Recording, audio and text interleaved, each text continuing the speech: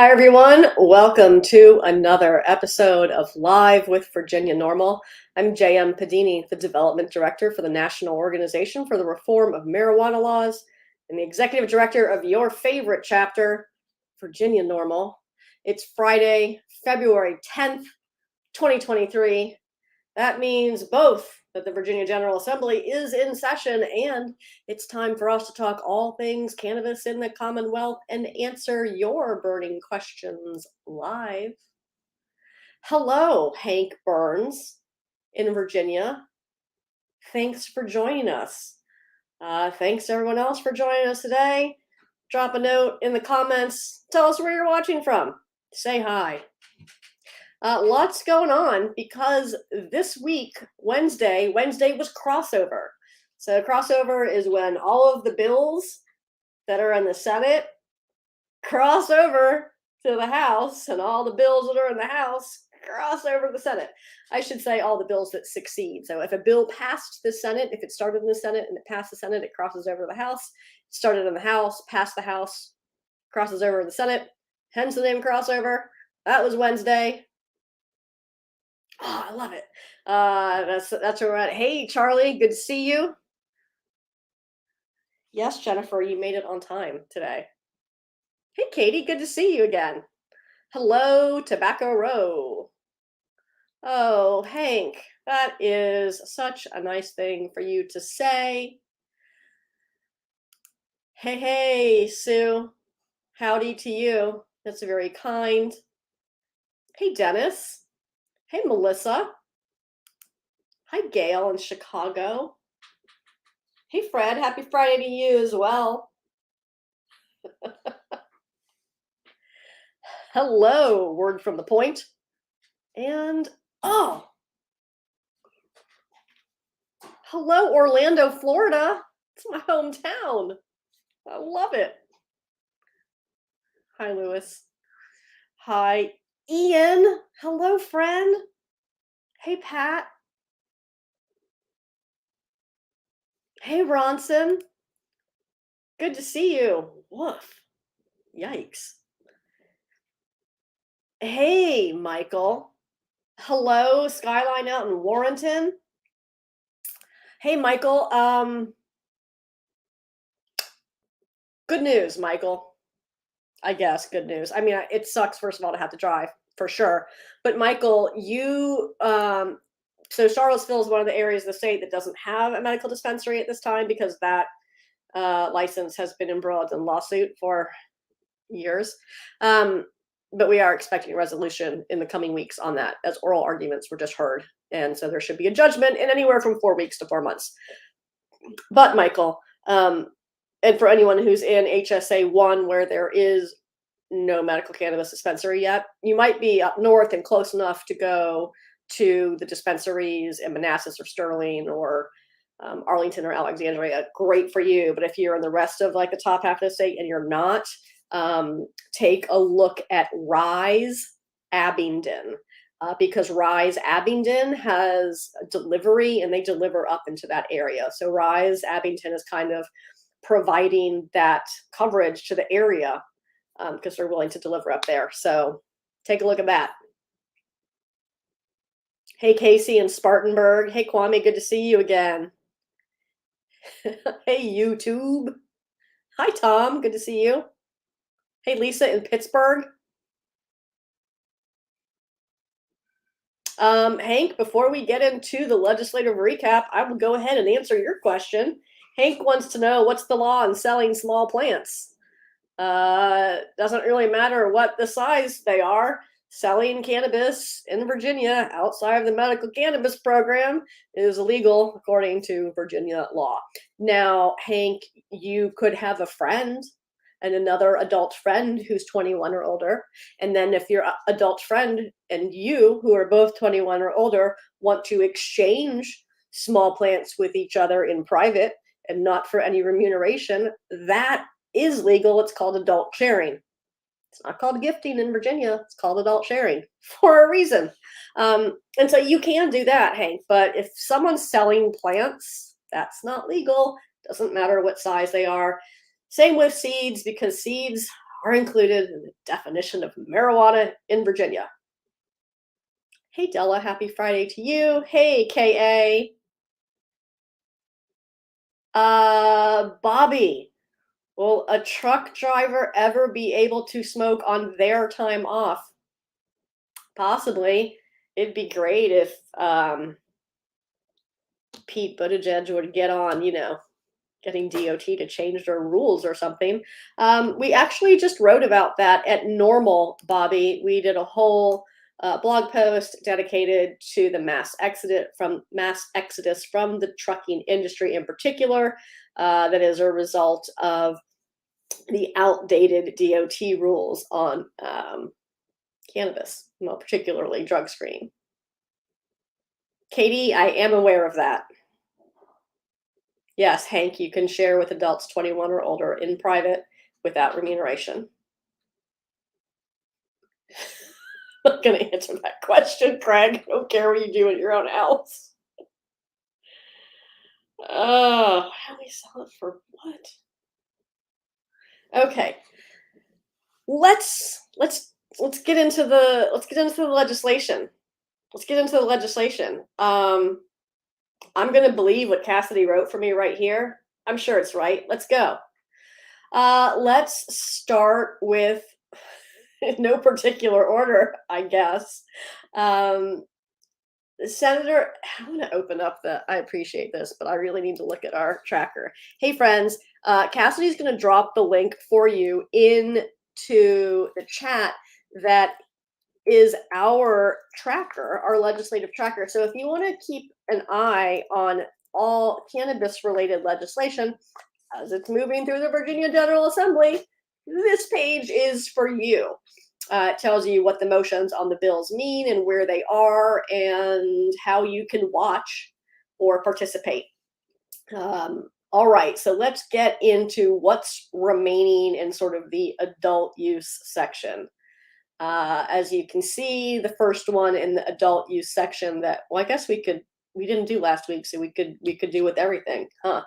All right, so Delegate Hodges had a bill to begin adult use sales this year. Haha. House Committee on General Laws tabled that bill. Shocking, I know. Then the same thing happened in House General Laws to Delegate Webert's bill, which would have licensed new businesses and begun sales in 2025. Also laid on the table, those bills are defeated for the session. Now, Delegate Freitas has a bill.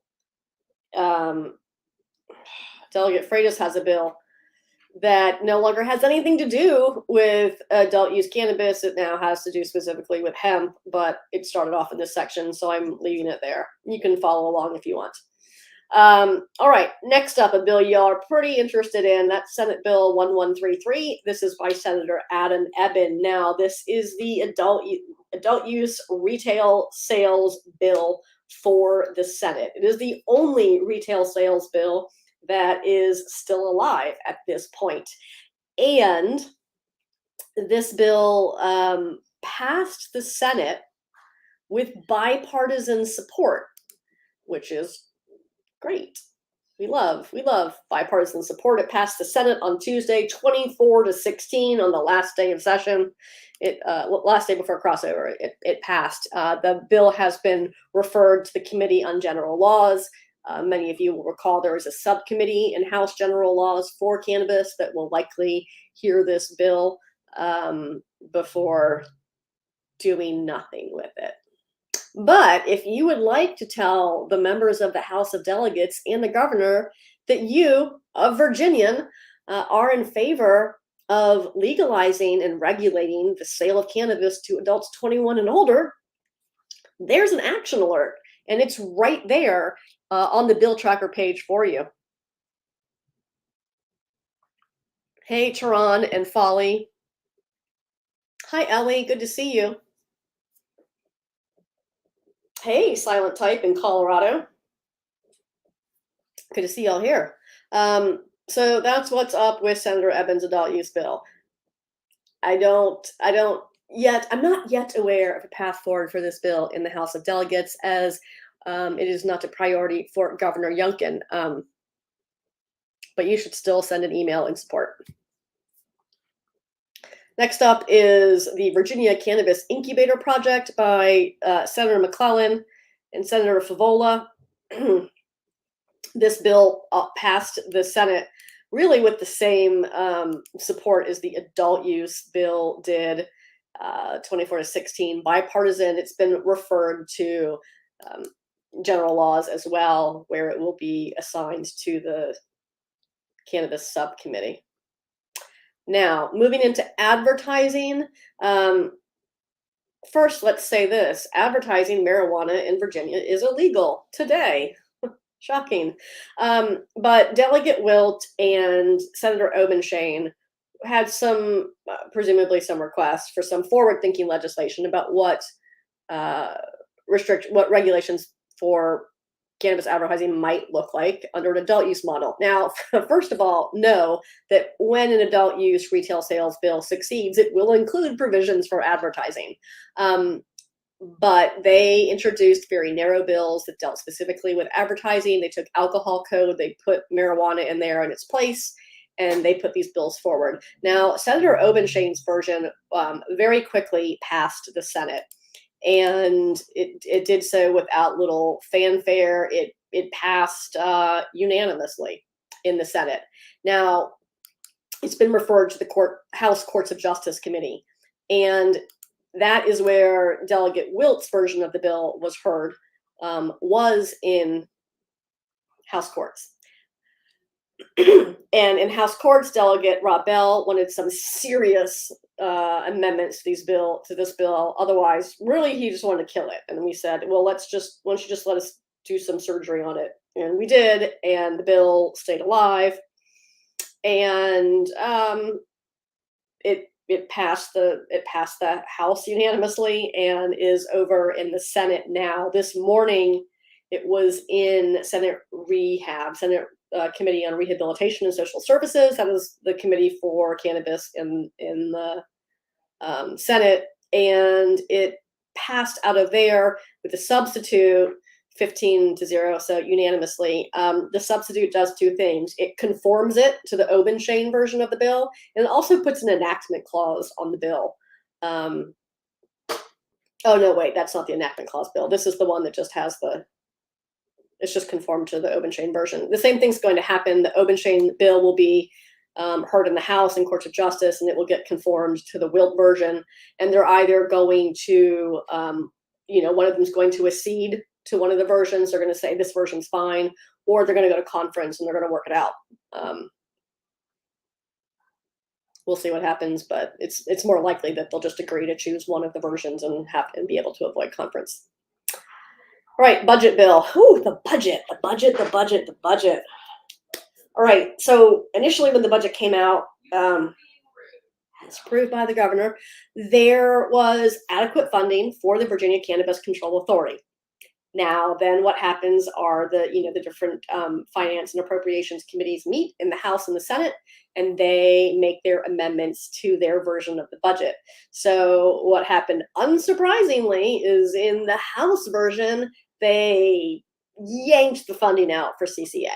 They just stripped it down to the bare bones and left them nothing but $3 million for 23 and $3 million for 24. Not shocking. And meanwhile, in the Senate version, they increased funding for the Cannabis Control Authority. They provided an additional $6 million funding in the second year for 28 new positions, 28 full-time employees for the CCA to implement the regulatory structure for legal cannabis sales in the Commonwealth. And the CCA has the authority to collect fees from the existing medical companies to cover operations. So very different approaches on funding the CCA from the House and the Senate. This comes as no surprise, and we'll see where they land on that. If you want to read more about the budget amendments, you can see them right there on the bill tracker page. We put them right up there for you. All right, heading into the consumer safety section, Delegate Leftwich had a bill for the administration. This was trying to put some consumer safety provisions in place for unregulated products that are out there right now. That bill was passed by for the day during crossover, so that means it just failed. It was defeated because it was passed by. But there was another consumer safety bill in the House. This is by Leader Kilgore. And Leader Kilgore's bill did succeed in the House, crossed over to the Senate, and today was heard in Senate Rehab, where the committee did put a substitute on this bill, some enactment language that would authorize the Cannabis Control Authority to promulgate regulations for adult use retail. The regulations would then come back to the General Assembly next session to vote on. So this happened in Rehab this morning. The bill was re-referred to Finance on a 13-2 vote. And then we've also got Senator Hanger's bill. This is also an administration bill. It started off originally the same as the Leftwich bill. This bill did pass in the Senate and has been referred in the House to the Courts of Justice Committee. Senator Lewis's bill relating to hemp products was PBI'd. It means it was passed by indefinitely. It's a sort of polite way to kill a bill. In the Senate, in the House, they lay it on the table. It died in Finance early this month. Moving into criminalization. Someone's asking, does Domino's deliver there? Deliver where? Moving into the criminalization section, a section I think you all should care deeply about.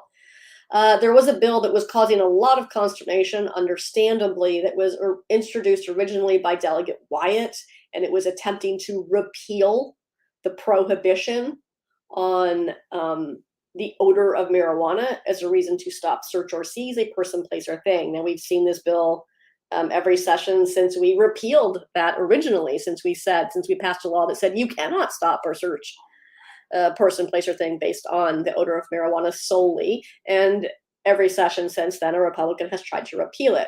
So the good news is that first, the House incorporated Delegate Wyatt's bill into Delegate Campbell's bill.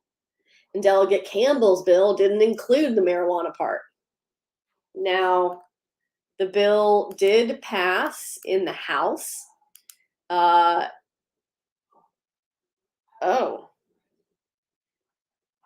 Wait, let me click on, it did pass in the House. Looks like mostly on a party line vote, where it was then kicked over to the Senate and referred to Judiciary. And this bill's not going to make it out of Judiciary. Even though it doesn't have anything to do with marijuana, it still attempts to repeal things like you can't pull someone over because they have something hanging from their mirror, or things like that. So these bills have died in the Senate every year they've been introduced. It's not going to make it out of the Senate. It's my guess. Also, another bill that went nowhere quickly in the House, though.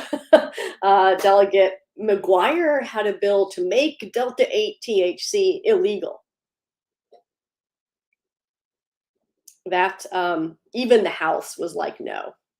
Even the House was not going to pass that bill, and it was defeated in House Courts of Justice Committee. All right, next up, another big, bad, scary bill is House Bill 2384 by Delegate Les Adams. And this bill, despite the way people try to talk their way around it, what this bill really would do is, number one, allow law enforcement to put a swab in your mouth if you drive a car.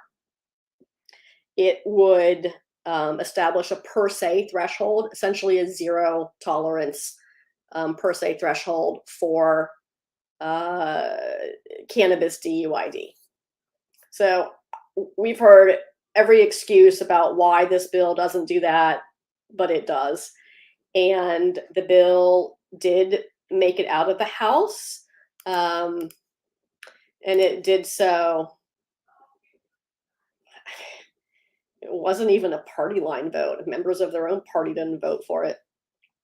But it made it out of the House, and it's been referred to Senate Judiciary.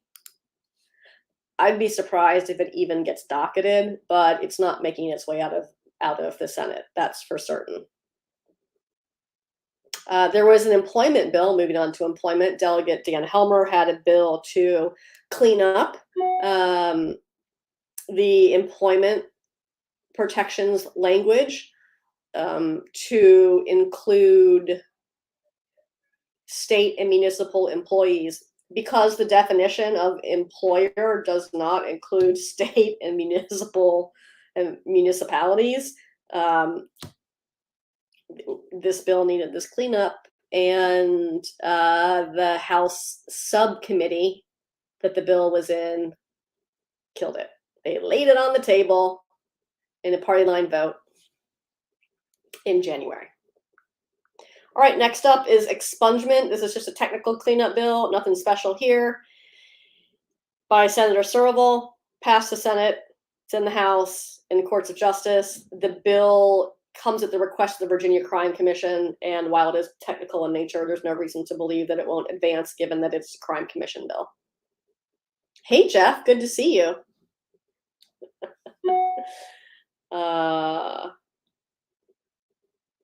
There's some really weird ass questions.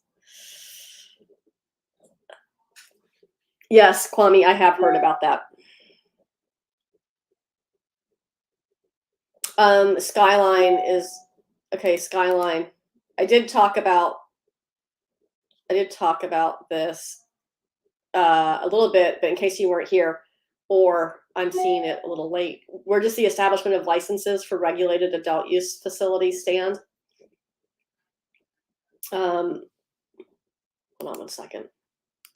I've had enough comments about this. Where does the establishment of licenses for regulated adult use facilities stand? Asks Skyline.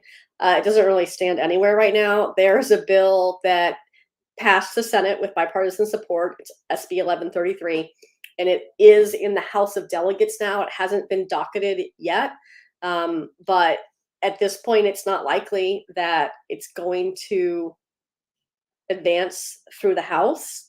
Even if it got out of that committee, I'm not certain that there would be enough votes on the floor. And if it made its way to Governor Youngkin, it's not likely that he would sign it. Number one, he apparently does not want to sign any bills related to adult use cannabis. Number two, he vetoed all of Senator Ebbins' bills last session. So that's where that stands. Thanks for asking. Not getting anything on Facebook Live. Rick, I don't know what you mean.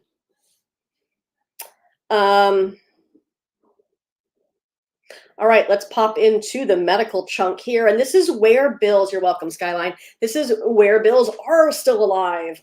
And we have these medical, just like operational improvement bills. They'll have things that need to be fixed for the dispensaries. It'll include things that we want fixed for patients.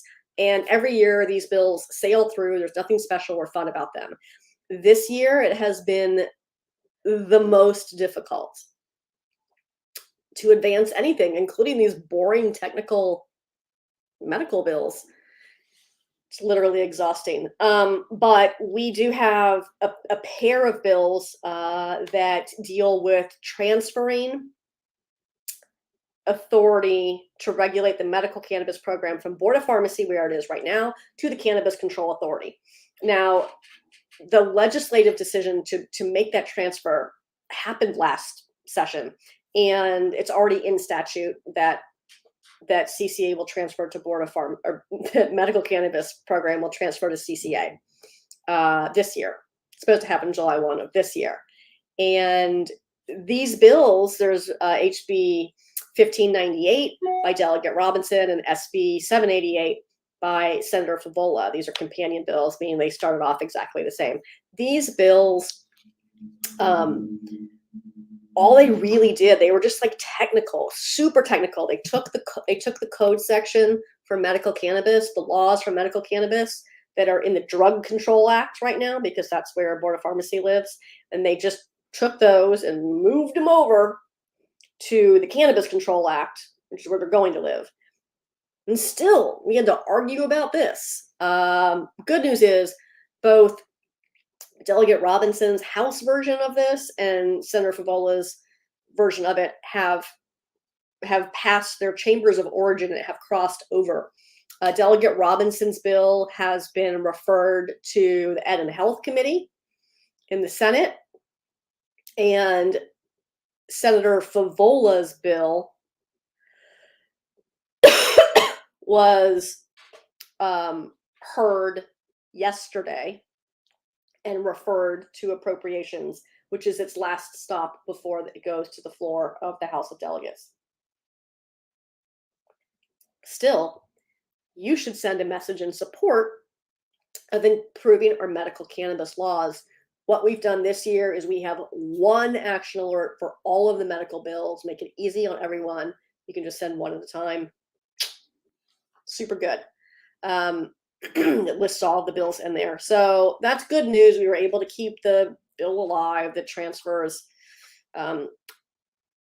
medical program from Board of Pharmacy to Cannabis Control Authority the way it's intended. Now, there are also two bills that are identical, or they started off identical, that we would call the operations bill. Delegate Head has HB 1846, and Senator Donovan has SB 1337. They're slightly different now because, Delegate Head's bill came out of the House one way, and Senator Donovan's bill came out of the Senate another way. They both crossed over. Ultimately, they're either going to get conformed or they're going to go to conference, but they're both on their way. Delegate Head's bill has been referred in the Senate to the Committee on Rehab and Social Services, and Senator Donovan's bill has been referred to what we call HWI, the Committee on Health, Welfare, and Institutions. Definitely send an action alert in support of those bills. It has important improvements that will benefit patients, including some operational changes that will reduce costs that then ultimately benefit patients. Because when it costs less to make it, it costs less for you to buy it.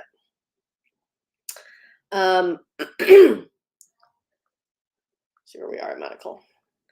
Delegate Dawn Adams also has a medical bill that has to do with labeling and would allow the certifying practitioner to put the name of the registered agent on the form so that there doesn't have to be a separate registration process. Right now, practitioners can do that for the parent or legal guardian, but they can't do that for someone who is simply appointing a registered agent. And in particular with hospice, this would be really helpful.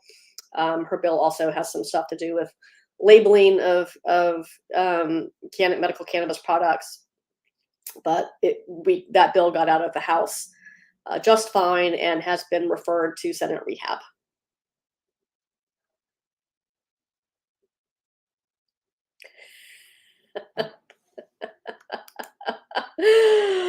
Oh, yes, indeed, Folly. It has caused serious issues with the delayed enactment retail sales for adult use cannabis. Listen, Democrats could have taken care of this in 2021, but some members of the caucus thought there was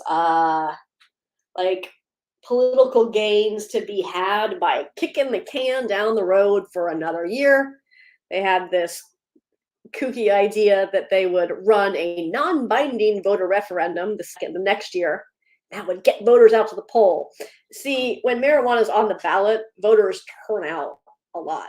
But a non-binding referendum is not the same as voting to legalize marijuana. So they kicked the can down the road for a year.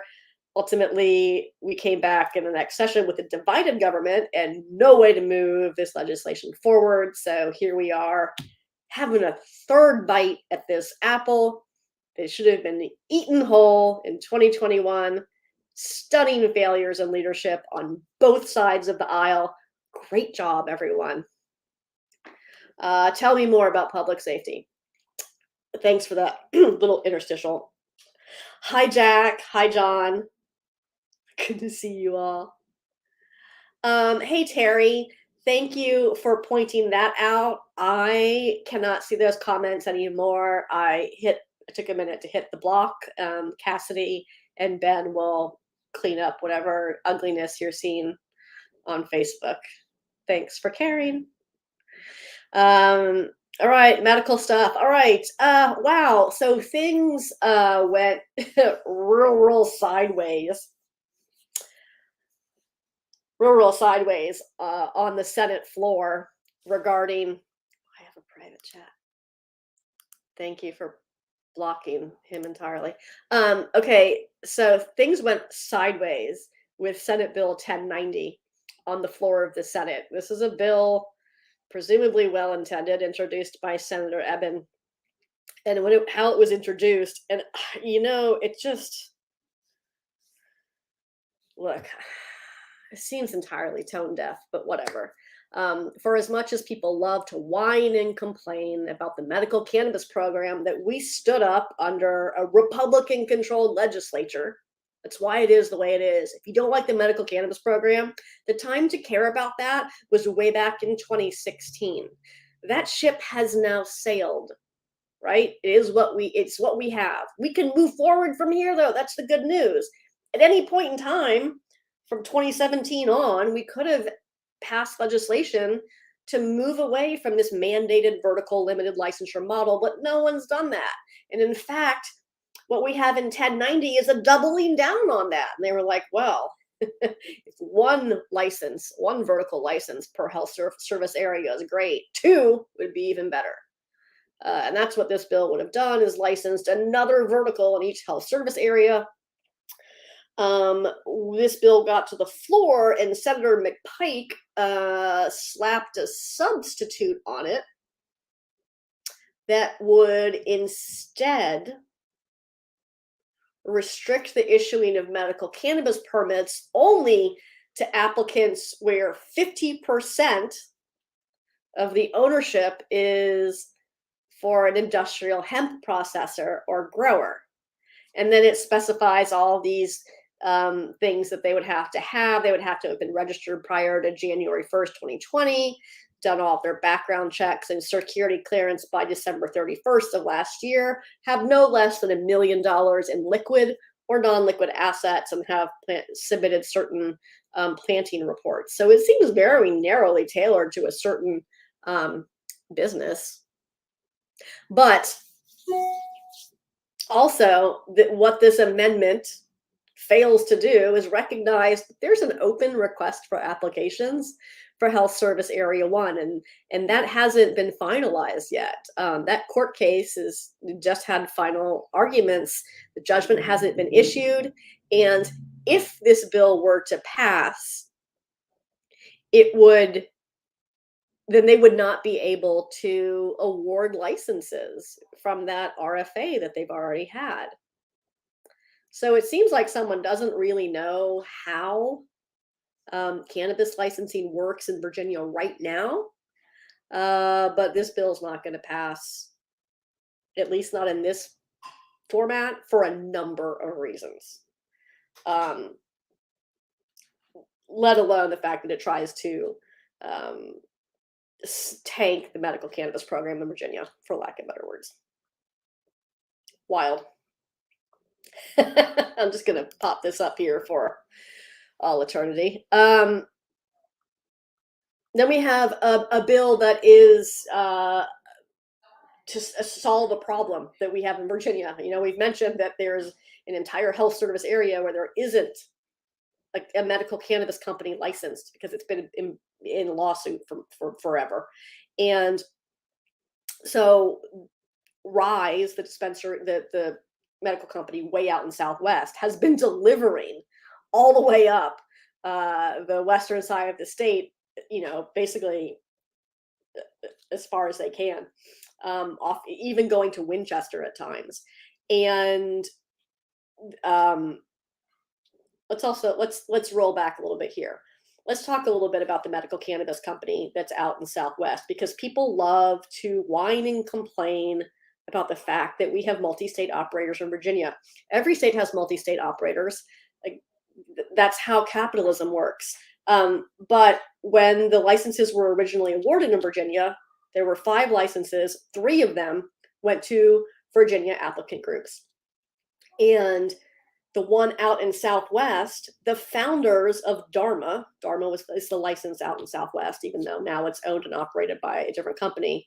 The original licensees are Virginians. They are just regular Virginia people, born and raised in Virginia. So it's super annoying to hear people like talk about all these out-of-state companies.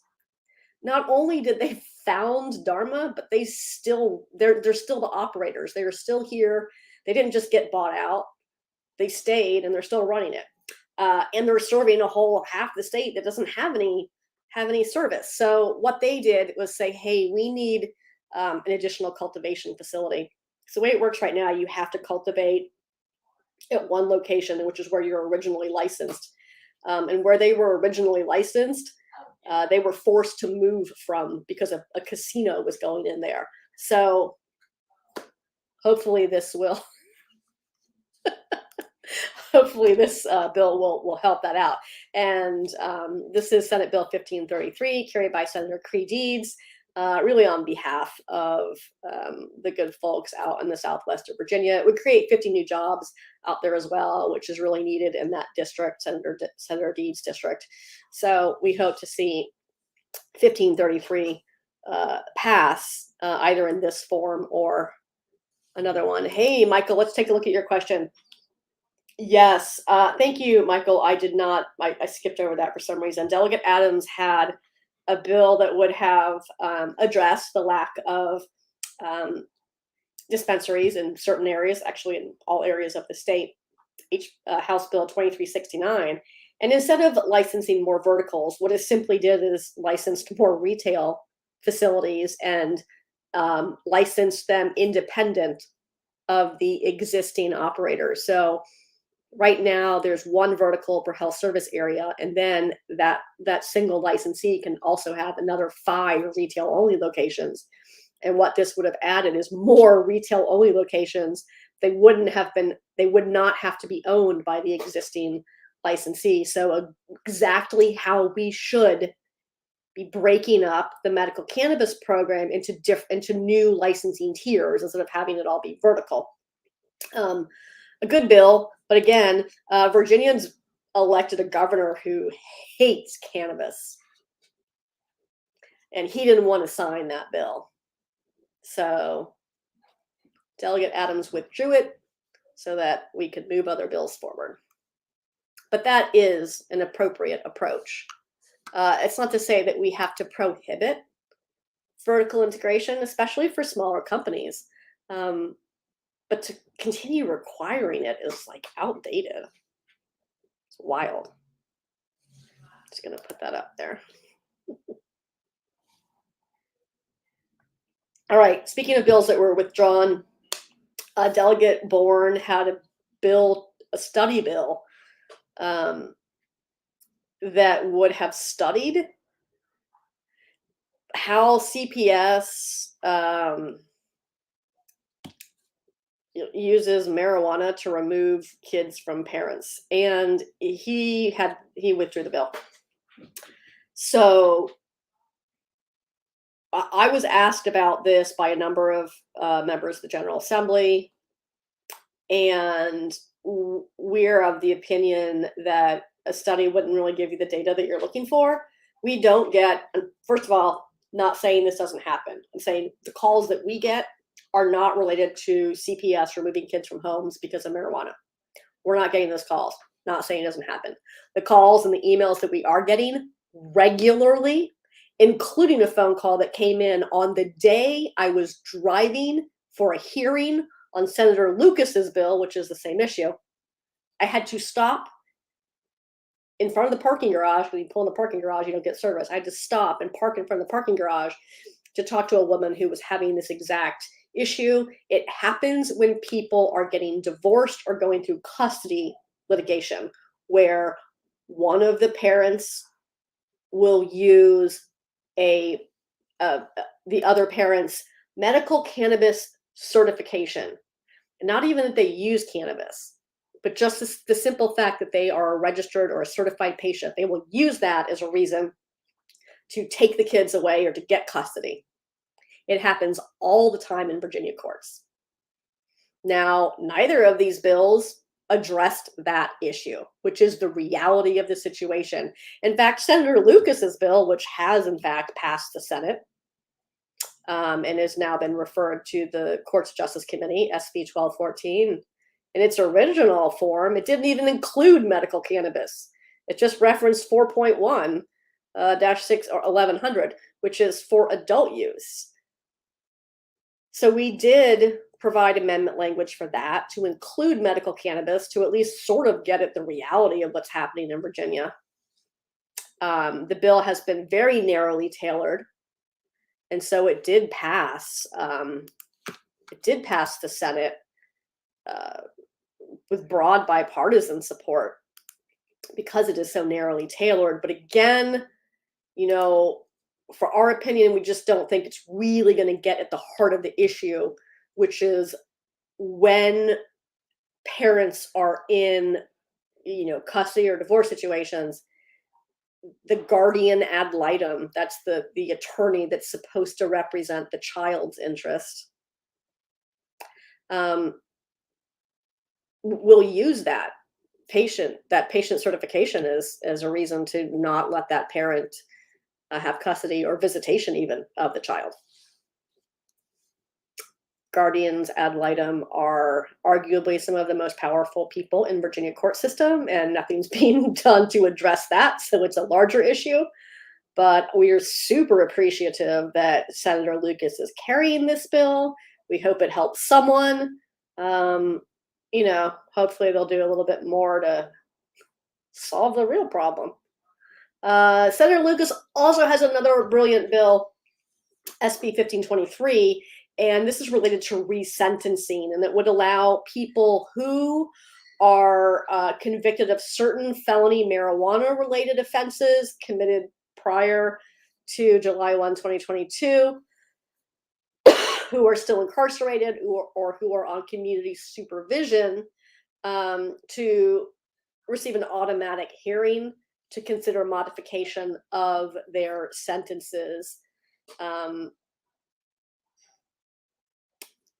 Other things as well, but those are some, basically way to allow people who are in jail for marijuana related felonies to get a resentencing hearing.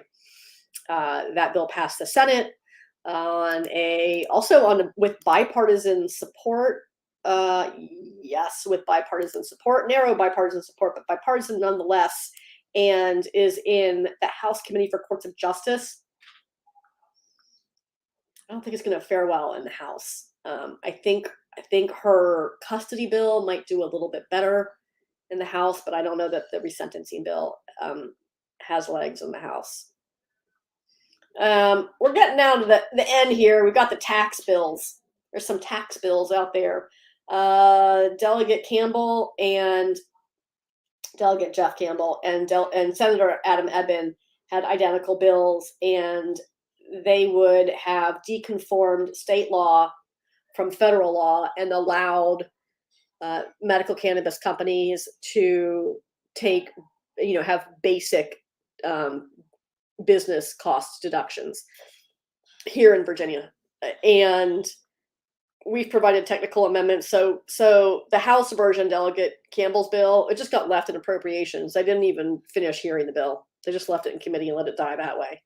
I should tell you something about what's going to happen to Adam's bill when it's over in the House. But Senator Ebbin's bill did pass the Senate and is now in finance in the House. It was supposed to be heard earlier this week, but he asked for it to go by. This bill really does need a technical amendment in order for it to really be useful. But again, knowing that the House didn't even finish hearing Delegate Campbell's bill, probably the same thing you could assume is going to happen to Senator Ebbin's bill. And then Delegate Fowler has a bill, the same thing around allowing certain tax exemptions, agricultural tax exemptions, but we have it on our tracker because this bill would not apply to any property used in producing cannabis. Anyhow, that bill succeeded in the House and is now in the Senate. So it's actually moving right along for what it's worth. Oh, you know what? It was heard today.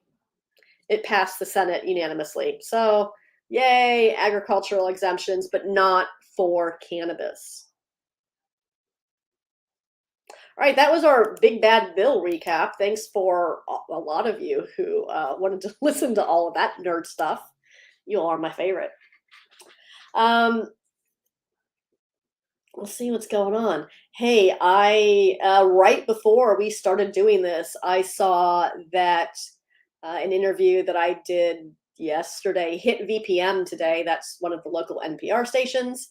And the article says recreational weed sales unlikely in 2023.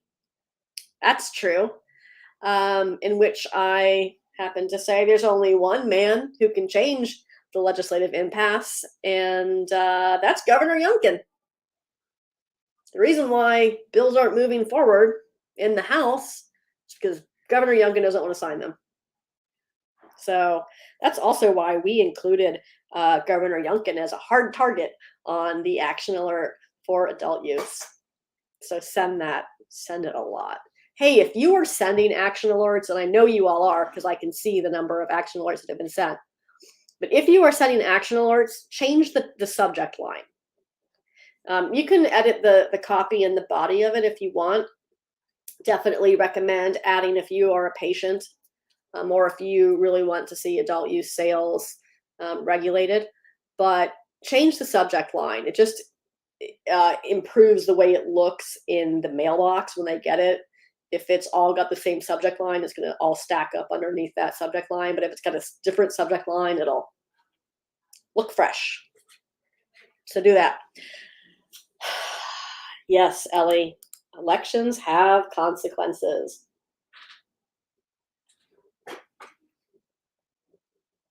Oh, wow, Drunken Yoda. That's terrible. God. Candace, you know what's up. Oh, Rick, that is really good to know. Thanks for sharing. Rick says, very happy with Rise in Christiansburg and Salem. I haven't asked them to deliver, but wouldn't expect a problem. Yep. Yeah, they do deliver at a lot of the state. Absolutely. Hey, David, good to see you.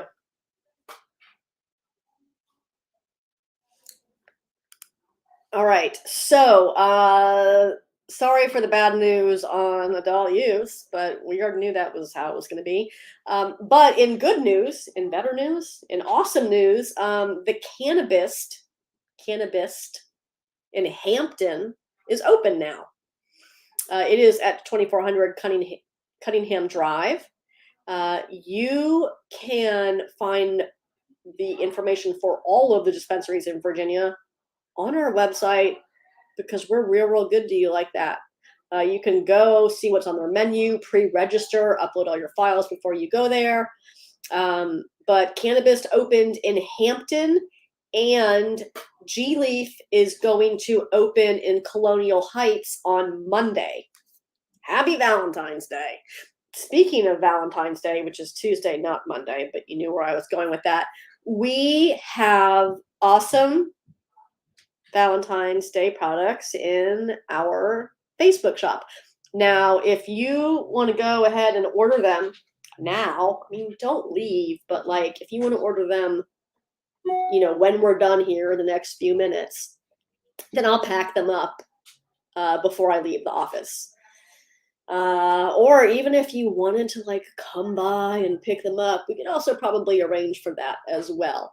But we do have some cool Valentine's Day products in store. Why buy your true love chocolate sugary, delicious chocolate when you can buy them this cute chocolate lighter instead.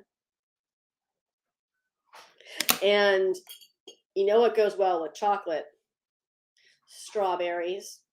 How about a cute little strawberry lighter? They don't come with lighter fluid. You got to fill it up yourself because, males like that. But we have cute little strawberry lighters in red and pink. They come with a little gold chain so you can hang it on your bag if you want. And so that we don't get banned on Facebook, you're going to use your imagination. But this is a ring holder. It goes on your finger. And, you put something in there. But look, it has a little heart on it. So, if you love legalization, and I know you do, you can get awesome things for your best buds and your true loves in our Facebook shop and help legalize it at the same time. We also have like best buds pins and croc charms. So those are in there also. Molly, I'm so glad you brought that up. So while Virginia struggles to find its butt with both hands, Maryland is working to begin selling adult use on July 1st of this year. You know how they're going to do that? They're going to start selling at the existing medical dispensaries. Why? Because it's what states do. It's not special and it's not controversial, Virginia. But here, wow, we like to argue and cry and shake our fists about the big marijuanas. And we do all of this while standing on the backs of consumers saying, hey, we don't care about you. We only care about who gets to make money first or next off of you. Maryland's not that stupid, Virginia. Maryland is going to start selling July 1st of this year by using a tried and true public policy. You know who else did that already this year? Connecticut. You know who legalized marijuana after Virginia? Connecticut. And what did they do? They started selling adult use at existing dispensaries. Oh, you know who else did that?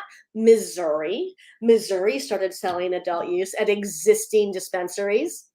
Why? Because it's a tried and true public policy that benefits consumers and public safety and doesn't prioritize who gets to make money first or next off of consumers. Oh, if only we had public policy experts here in Virginia that could provide that information to the General Assembly. Or people who could vote. Yes, Rick, it is a bubble wand ring. I'm so glad you guessed what it is. That's a great question, Drunken Yoda. And fortunately, there's a website for that called normal.org. I'm not sure when the personal cultivation provisions take effect. So in Missouri, I know that they have to get a license to cultivate at home, which is weird, but whatever. You do you, Missouri. And those applications are coming soon. And then in Maryland, they are allowed to cultivate in Maryland up to 2 plants. Tell me more, Virginia, about how 4 isn't enough. I mean, I'm not saying it's enough. I'm just saying we have 4 and Maryland's got 2.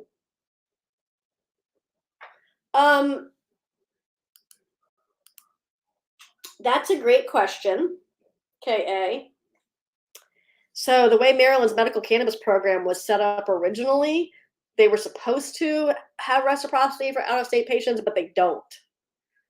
So I don't know that there's really going to be an appetite for that, given that they are going to have adult use.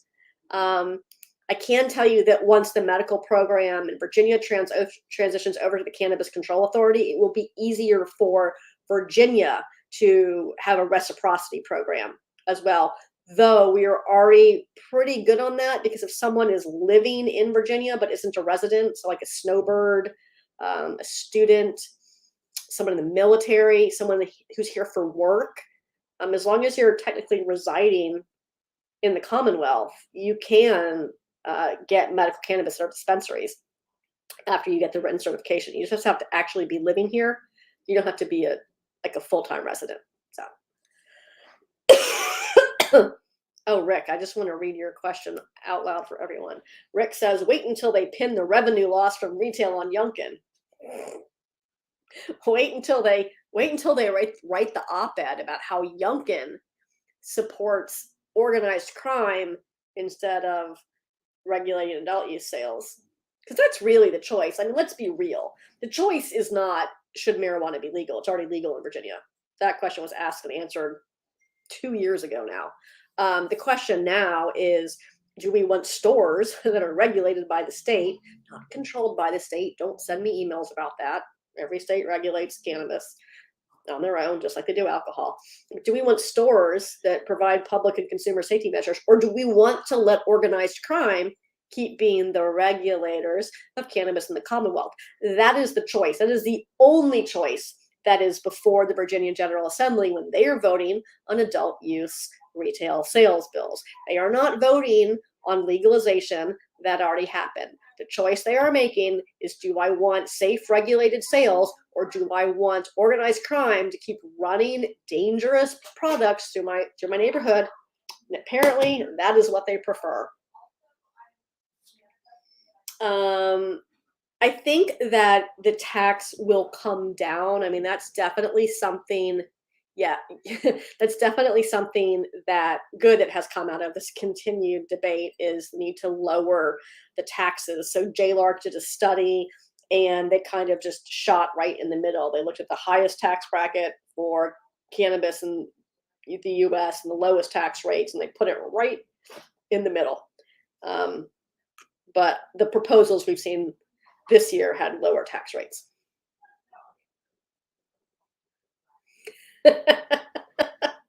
Oh, Polly, that's funny.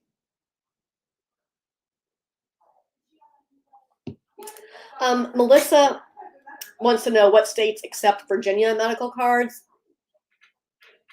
I don't really, well, DC was accepting our cards in Virginia. And they will still accept your card. So if you have the paper card, the physical paper card that you get from Board of Pharmacy, they will accept that, because on the card it has a patient ID number, and in DC they need that ID number for their metric seed to sale tracking software that they're required to use. Now, what we did when we said patients don't have to register anymore, what we did is add a line on the certification form instead, so that the practitioner can write the patient's ID number. Everyone has an ID number because you need to have government issued ID in order to get certified for medical cannabis in Virginia. So they can just write your driver's license or other ID number on the paper when you're getting certified. Now, I can tell you that one of my immediate colleagues has been working with DC to make sure that ABRA understands this and is willing to accept it. I don't think it's been entirely ironed out yet. So if you're planning to go to DC, make sure you have the paper card from Board of Pharmacy. I think what DC's really been doing is just taking advantage of Virginians and insisting that they instead pay the $30 or whatever it is to have the temporary registration in the district.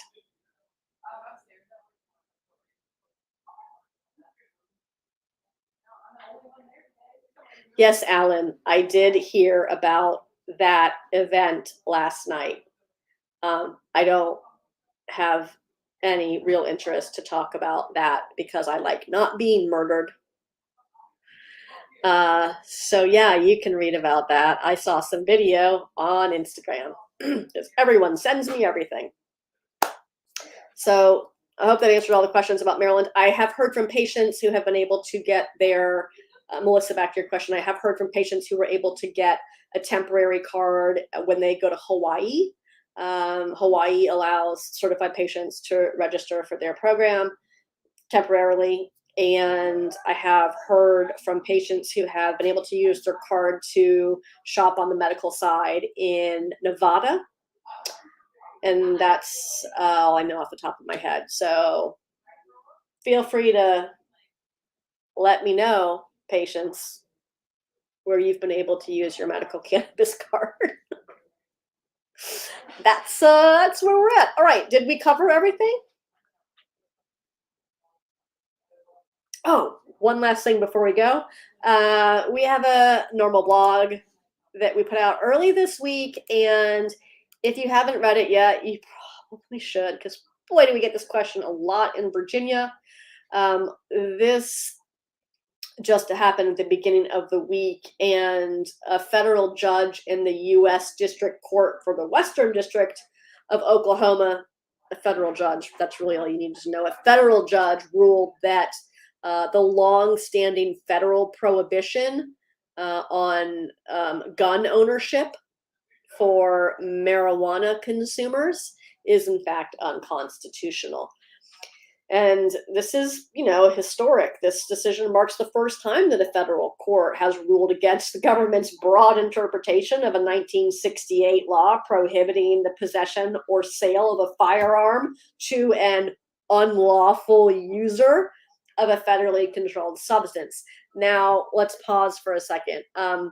In Virginia, we don't have a guns and weed charge. It has to be a federal charge in Virginia. So we actually had legislators look at, should we have a bill this year that would say you can't restrict concealed carry permit or firearm permit to someone who's a medical cannabis patient, but there's nothing in code that currently prohibits that, so there was nothing to undo. But this is still great news. In fact, last week's court ruling rejected the argument entirely, finding that the mere use of marijuana does not indicate that someone is in fact dangerous or has a proclivity for violence. You can read more about that on the NORML website. I can see that Cassidy or Ben dropped that in the chat for you all, so that's awesome. And hey, Drunken Yoda, thanks for being part of NORML since 1984. We appreciate your support. This weekend, because it is session and there's no time to do anything, including sleep, this weekend I'll be mailing out 800 NORML memberships from the house. Can't wait to send you your card, because I'm sure you renewed your membership, Drunken Yoda. I just like saying your name. It's fun. Hey, everyone. This has been great. I hope that we're all caught up on all things cannabis in the Commonwealth. And if we aren't, we can do it all again next week. Unless something happens at the Virginia General Assembly and I can't talk to you. Hey, everyone. I hope this has been informative and educational for you all. I have immensely enjoyed our time together, as I always do. I hope you have a wonderful weekend. Before you go, take a second to hit that like, follow, or subscribe button so you never miss when NORML goes live. Thanks so much for watching, and I'll see you back here next week. Bye-bye.